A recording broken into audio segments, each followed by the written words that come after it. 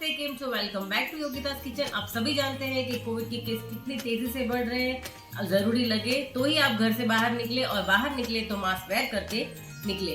और इसी सब सिचुएशन को ध्यान में रखते हुए मैं लेके आई हूँ गर्मा गर्म राब, जिसकी वजह से आपको आपकी सेहत में, सर्दी खांसी में राहत मिलेगी और आपकी इम्यूनिटी भी बूस्ट होगी। तो चलिए स्टार्ट करते हैं। हम 2 टाइप की राब बनाने वाले हैं। तो 2 टाइप की राब के लिए हम वो देख लेते हैं कि सबसे पहले क्या लगेगा।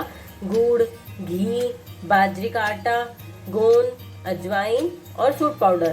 तो हमें गोंद की राब के लिए सिर्फ गुड़, घी, गोंद, अजवाइन और सूट लगेगी, और बाजरे की राब के लिए गुड़, घी, बाजरे का आटा और अजवाइन।